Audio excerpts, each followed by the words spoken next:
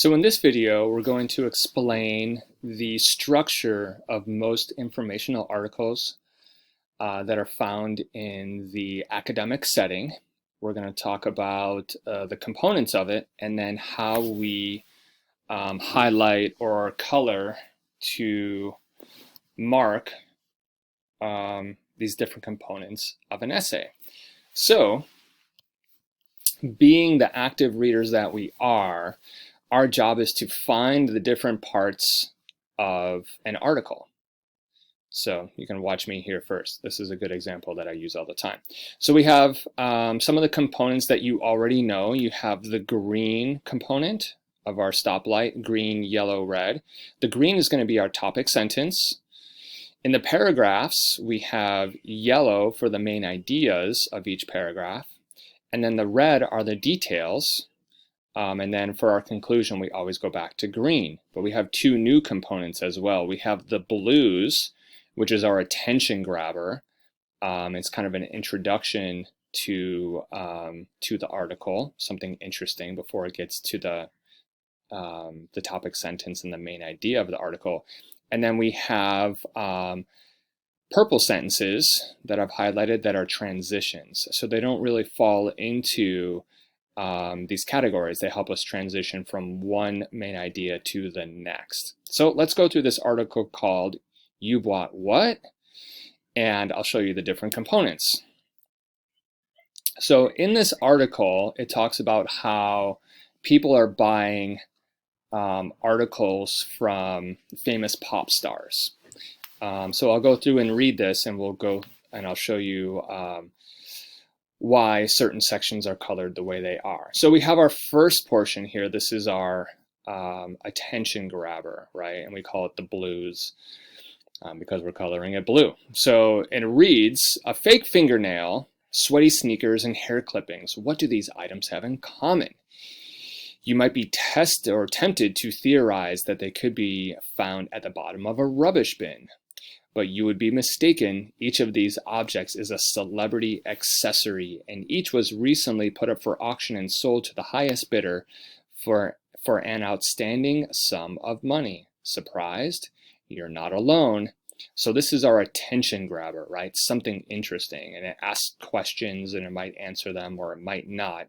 It doesn't really tell you what the article is about, but you have an idea of where it's going, kind of hints at it, right?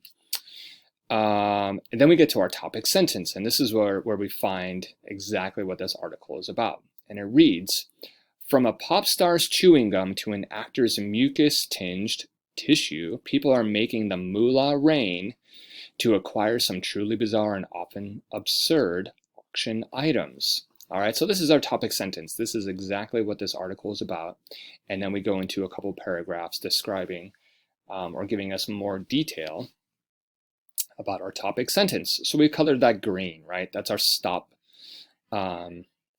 stoplight color, and green is for go. So now we can go and move into some details. So in the body of our articles, it always follows the same structure. It'll be yellow, red, yellow, red,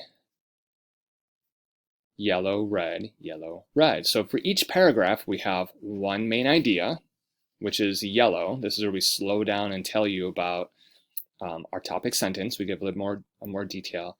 And then the red, which is our evidence, explanation. This is where we really get into explaining these ideas, right? These are our 3 E's.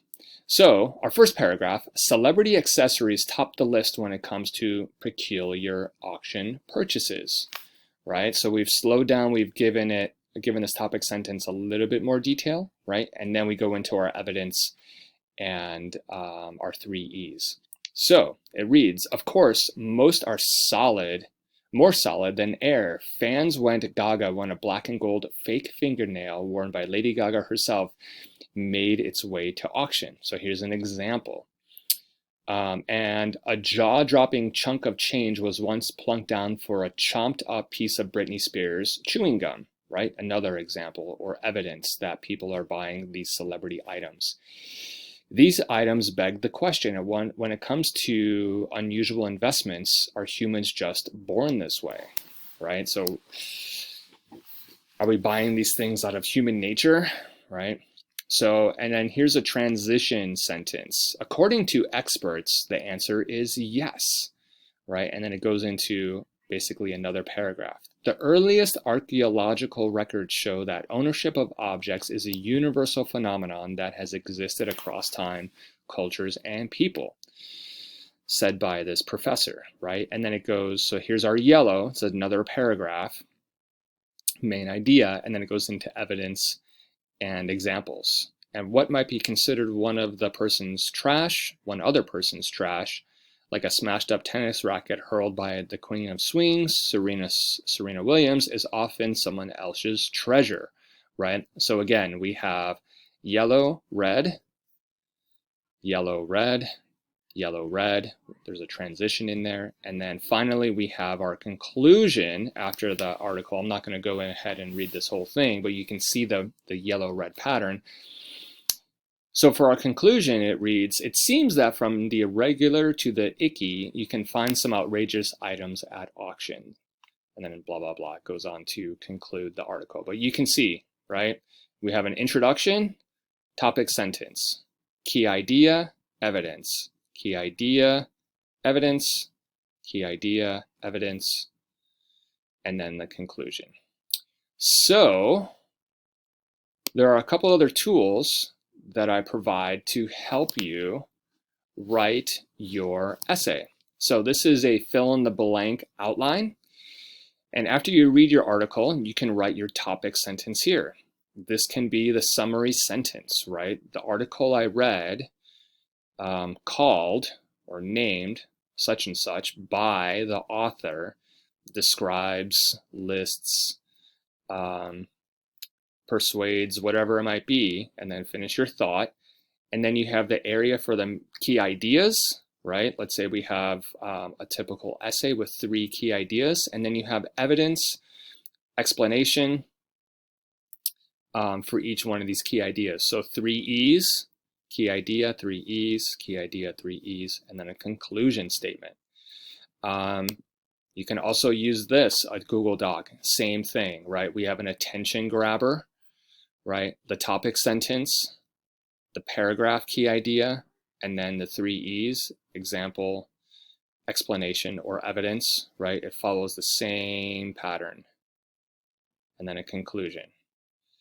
So that's the basic structure of an informational essay. We follow the same pattern that the article is written in, and then we just change our words around to refer back to that article, and we refer back to key ideas, evidence, explanations in our essay as well. And we'll talk about that in a future video about paraphrasing. All right, that's all for the structure of essays. Have fun writing.